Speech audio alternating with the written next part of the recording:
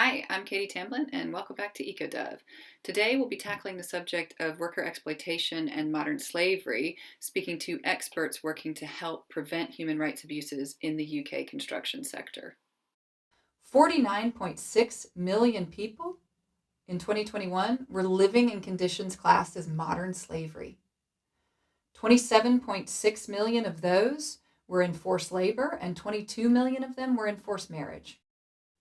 So I'm really excited to talk to some fantastic experts in this space and gather up knowledge, expertise, and best practice to help share with you so that you can understand what does worker exploitation look like today and what can we do to prevent it. Thank you so much, Alex and Doug, for joining us here on EcoDove's channel. We are really excited to speak with you today about worker exploitation and workers' rights. And to kick us off, I will let you, Alex, introduce yourself first, if you don't mind. Absolutely. Hi, everyone. Alex Gosney, Chief Exec of Neutral. My background is sort of in the construction infrastructure space, where I've been predominantly involved in the procurement and supply chain area. Neutral as an organisation focus on managing organisations' temporary workforce and have a huge focus on ensuring that full transparency through the value chain to stop things like worker exploitation. Hi, Doug Ayres, Head of Consultancy at Neutral. My background has been spent in supply chain risk management solutions across a multitude of sectors and geographies, but a big focus on construction. And for the last 5 to 6 years, a heavy focus on ethical employment practices to mitigate exploitation within the supply chain. Great. Thank you so much both for joining us. So as those who watch these videos often will know, I always start with asking my guests to define sustainability because it means something different to everyone. So Alex, I'll go over to you and then to Doug. Please tell me, what does sustainability mean to you? Great question, and a difficult one at that, because I think it can mean so many different things to so many different people. I think from a personal perspective, I think it's around leaving that legacy. So leaving something that can continue over time and not disrupting it, whether it be the planet or whether it be societal, that creates something that can't continue for a long period of time. I think you see a lot of focus in the press and in the media around sustainability being a carbon thing. But I think for me personally, it's so much a broader scale when it comes to sustainability. I think it was something we were conscious of when we founded Neutral, is to create a business that has a huge sustainability focus. We're going on the whole B Corp journey ourselves as a business. So if I was to boil it down into a sentence, it'd be creating something that leaves a legacy. That's what sustainability means for me. A lot of can't disagree with everything that Alex has said there. I think for me, it's the principles and morals that we live by, or as businesses that we conduct ourselves by, and it's ensuring that we are paying attention to a multitude of different factors when we are carrying out our day-to-day works and our behaviours, to ensure that we are not over focusing on one area that negatively detracts from the other. Ultimately, from a business perspective, you still need to be in operation to be able to be sustainable. So it's no good flogging one area of the business and neglecting a negative impact on the other. So I think that's my sort of what I'd add to what I can only agree with from Alex's point of view as well. Yeah, absolutely. And I think those are both great points. It's about understanding both businesses and societies as kind of living systems that have a lot of inputs and a lot of outputs, and trying to maintain balance across those things and limit exploitation of resources, whatever types of resources those might be. Fantastic stuff. And so when we talk about ethical business, I think that's probably a term that a number of people aren't necessarily familiar with and aren't using in their day-to-day life. So what is ethical business, and what has it got to do with modern slavery? I'll start with you, Doug. Sure. So an ethical business is essentially those principles and morals that are built into your company's practices. And it's ensuring that they live through any of those systems in which govern the way in which you operate. So from that standpoint, a very broad sense of what ethical business is. But as we filter down into modern slavery, effectively, how we engage with the people that we work with, our clients, the people that help deliver our overall operation, it is critical into ethics, into how people are treated, which ultimately, at the very severe end, gets to modern slavery. So people speak heavily about modern slavery and what's that? I don't think that's a real thing. Does that really go on? But that is essentially the very severe end to really poor morals when it comes to engaging with people that work for you or within your value chain.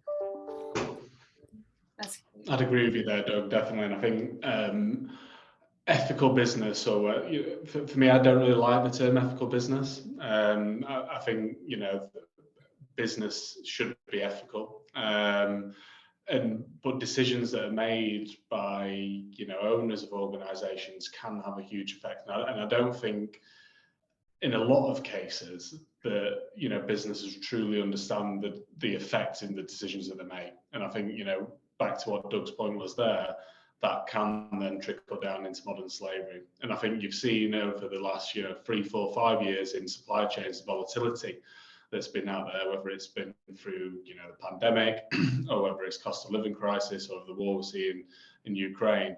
It's put pressures on supply chain and businesses throughout the world. And I think organizations have maybe made short-term decisions that haven't been ethical to keep shareholder value continuing throughout their different organizations. And I think it's how we turn that paradigm to ensure that businesses can operate not just at the benefit of shareholders. I think that's been probably the traditional way that organizations have delivered value is through shareholder value. And I think it's just rethinking how we look at value from a business perspective that can hopefully then support less modern slavery throughout that value chain as we go through business in its more holistic sense.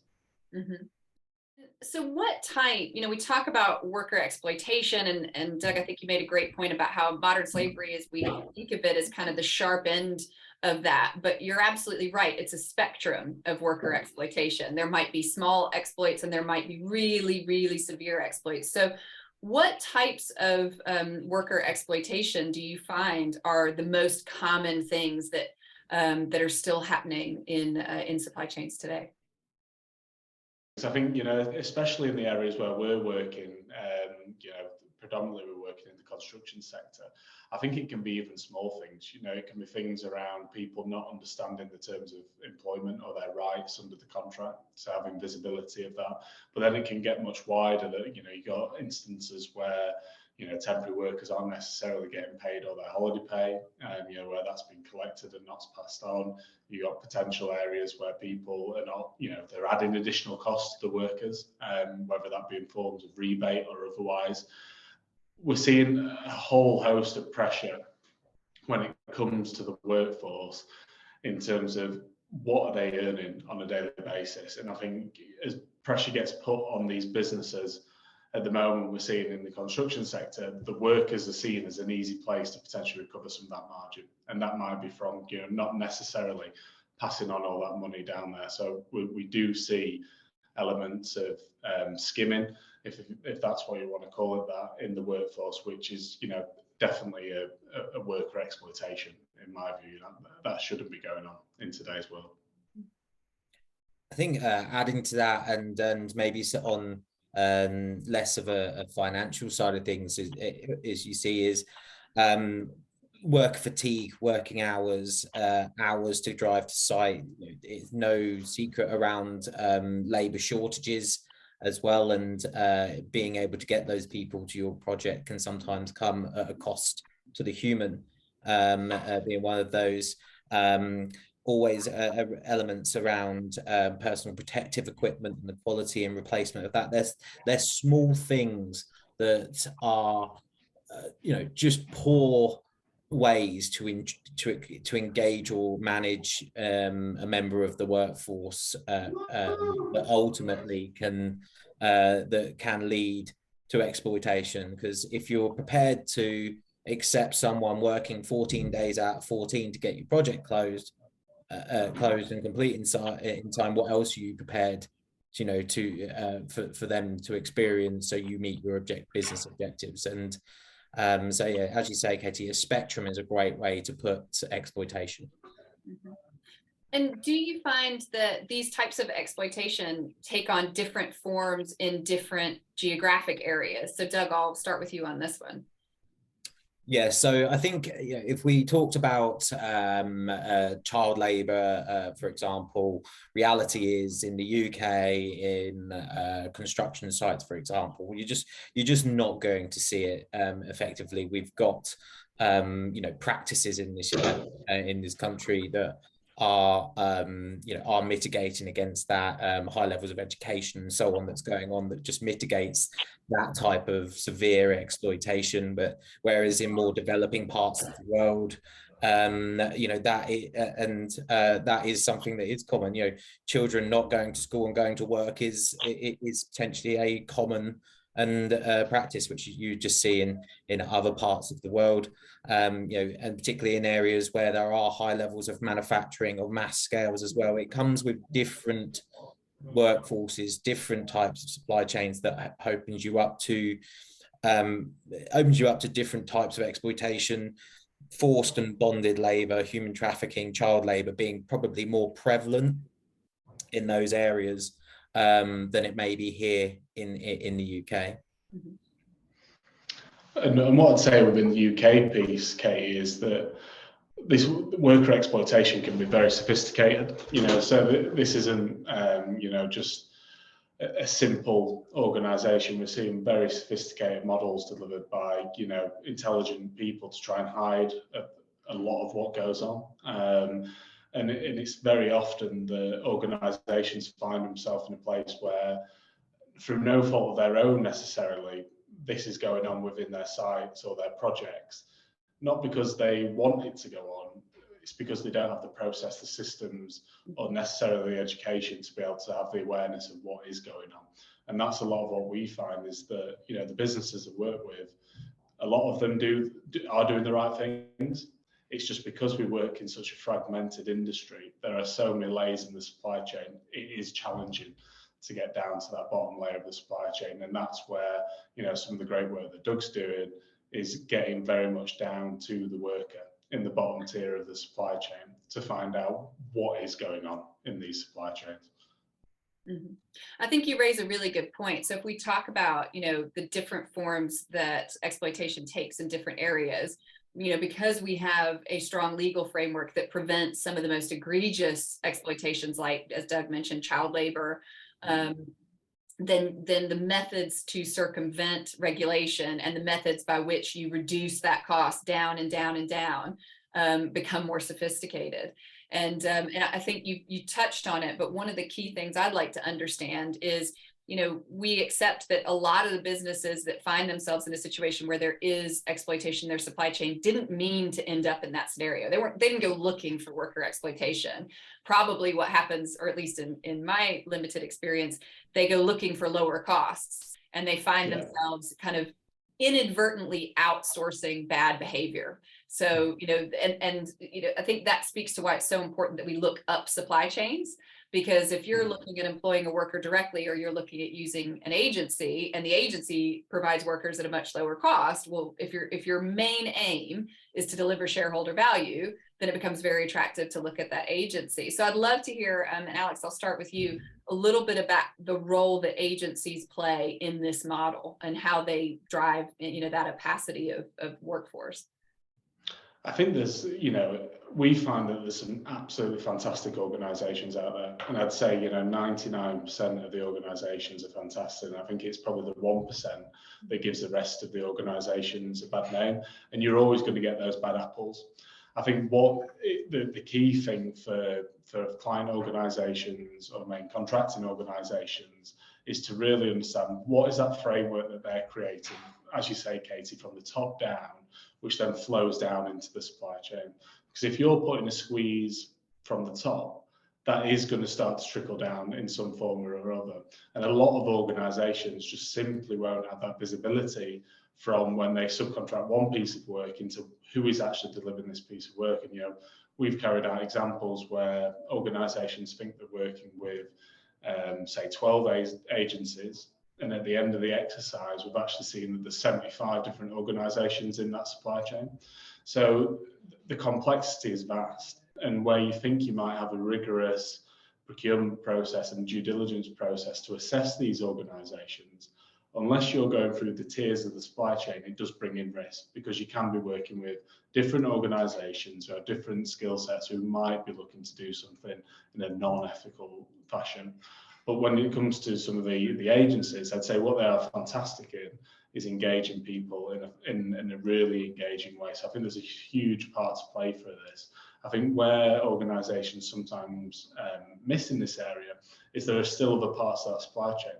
So, you know, payroll intermediaries, again, 99% of these organisations do it fantastic, but often people don't understand that they form part of the supply chain, so they get completely missed in there.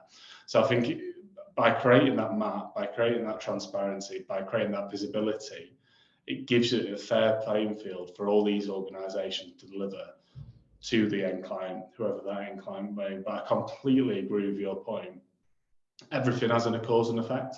So if you're squeezing that extra 5% out, that extra 5% needs to come from somewhere, and that'll either come from the supply chain themselves or work its way down to the worker. And that's where, you know, we can't afford it to be on the worker. You know, the worker needs to be the one that is celebrated, not the one that is, you know, squeezed ultimately in this environment. Yeah. Just and that last final point, Alex, like celebrating the workers. You know, organizations will deliver the best projects, and they'll know it'll be down to having the best workforce on site. And ultimately, you know, in creating environments where they know that they are happy with their workplace, happy with their employment, happy with the way they're engaged from a payment point of view, it is critical to getting the best workers. Whether you're cutting through driving prices down within your supply chain, or you're cutting costs within your business by, you know, removing people that are managing contracts relating to agencies and contingent labor, or you're not enhancing that practice that you've been meaning to do from a central function across your business so much time, you are leaving those activities and yourself exposed to, as you say, Katie, allowing bad practice to creep in and indirectly. That's a great point. And another term that comes up a lot when it comes to modern slavery, and you touched on travel a little bit, Doug, so I'll come back to you on this one. Human trafficking, and I think that's something that we see in a fair few industries globally. Is human trafficking and the movement of workers, is that something that it still happens, or is that a form of exploitation that we see in the construction sector here in the UK? I don't know. We've seen cases of it actually in the news over the last probably say 24 months of people being brought in and then being trafficked and then forced to work. And it has, I believe, without quoting, but there has been a few linked into the construction sector. I wouldn't say from my experience we're seeing that many cases of severe modern slavery and human trafficking presently, but broadly, as we're talking outside of construction, talking in the UK, there is definitely risk of that, and that occurring within our business as a whole. I think just from a construction perspective, construction had 7,000 reports through the Modern Slavery Helpline. Made it the second highest industry in the UK. Wow. So, and it's solely down to it relies on a large workforce, many doing relatively low skilled works. And we know that there is lack of transparency in supply chains we spoke about, which just creates opportunity for organized crime at the end of the day. So it's always going to be, you know, everything we do, for me, has to be making it harder for these organizations to infiltrate our society. Yeah, definitely. I think you made some great points there, Doug. And, you know, is human traffic happening in construction? I'd say absolutely is happening. You know, could we tell you where it is happening? No. But the fact that there were 7,000 calls to the modern slavery helpline, you know, the fact that Operation Cardenas found, you know, I can't remember how many 100 people on sites within London and the South East who had, you know, been, you know, trafficked or under bonded labour, would suggest that we do have an issue in the UK. Whether we want to accept we've got an issue within the UK is probably a, you know, different question that needs to be asked. And I think, you know, we have got a huge skills shortage within, if I just look at construction, a huge skills shortage, and that does again bring opportunity for people to do things that they shouldn't be doing. And I think, you know, how do we go about doing things differently? I think we've got to ask the questions in a way that is engaging to the workforce. Again, you know, speaking to the workers is crucial in this. I think, you know, doing a management system audit or asking if you've got a modern slavery policy or a human traffic policy is no longer, you know, the level that organisations need to be at. You know, what practical measures are we putting in place to ensure that we are protecting these workers? And are we actually speaking to the workers to get feedback in terms of how we can do things better? So I think the best feedback and the best data that, you know, we've seen is when organisations have gone out and spoke to the workers themselves on these sites. And I think that is the biggest opportunity for change here is, you know, let's empower these workers to really enforce this positive change through organisations and listen to what they have to say, because there's no doubt some fantastic nuggets in there. I think construction's been an industry that has been plagued with you know, lack of modernisation, whether that be through modern methods of construction or digitisation. And I think we are seeing the shift change there, you know, which will bring different challenges, but will also bring an opportunity to bring a more modern approach to how, you know, construction sites are put together. That's a great point, and a fantastic segue to my next question, which is, you know, what can everyday people, we're not all contractors, main contractors with big supply chains behind us, but if, you know, a lot of us do carry out construction projects on our own homes or benefit from large construction projects. And so what can we as everyday people do to try to help stop exploitation of workers? I'll start with you, Alex, on that one. I think there is a real sea change, you know, societally on modern slavery or exploitation or sustainability, you know, in its broadest sense. And I think no longer will the consumer accept either, you know, going into a building knowing that it's been constructed with, you know, labour that's had a high level of exploitation within there. I think we are seeing a huge shift in society. You see it at the moment with the strikes that are going on in the public sector. You know, people are looking for better terms and conditions, better terms of employment, whatever it might be. So as everyday people in the street, what can we do? I'd say be curious. It'd be probably the one word I'd say. You know, if you're suddenly getting an extension on your house and you've got one price which is at 10,000 and two other prices that are 40,000, you know, be curious around that. And it's, you know, it's difficult to say that, but be curious. And that goes for you building an extension on the side of your house to also building a railway up and down the top end of the country. The same principles apply in that if it smells wrong, it usually is wrong. And I think, you know, if we're going to create a step change here, which I think the consumer is asking for, and I believe the consumer will demand, then I think it will start to hurt businesses in the pocket if they don't act and if they don't put things in play. I don't think it was ever a nice to have. I think this is no longer a position that businesses can sort of play lip service to with strong policies and procedures. I think, you know, this is something now which is business critical, and for the businesses that get ahead of this and the businesses that show a different level of transparency will attract the best workers, will secure the most work, and will prosper as organisations. And I think the businesses who sit on the back foot will start to see that business like this doesn't continue anymore. You know, that's when, you know, we talked at the start, I see this now as just business, not just ethical business. And I think you're seeing that demand from the consumer across markets globally change, that they want to ensure things are ethically sourced. You know, you've seen a huge shift in the fashion industry away from fast fashion.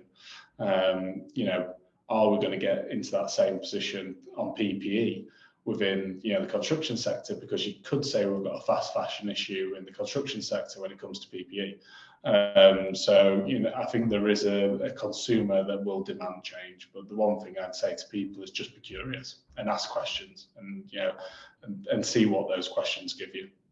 I think that's a great point. So if I, just to kind of quickly play out a scenario, because I am in the process of getting tenders for a construction project, what are the questions I should ask you know, the folks that are responding to that request for quotes or request for tenders? What questions should I ask to make sure that they are, or to start to try to sniff out if there's any unethical practice potentially? I'd be asking who is actually going to deliver the works. So, you know, are you going to be subcontracting the works out? If you are going to be subcontracting elements of the work out, do you know how those workers are employed? Do you know? Asking those questions of who's delivering the work, subcontract processes, you know, how many people are you going to be expecting on the site? How are they employed? What are they being paid? And maybe not getting a direct questions like give brackets and so on. How did you go about sourcing that worker? You know, being inquisitive, as Alex said, all around those questions, not just alluding to price, but some of the things as well. Just if it's on your own extension, or if it's past a local business that you're seeing having work done and so on. There's some, you know, taking interest in how the workers interact with each other. So it may be lunch.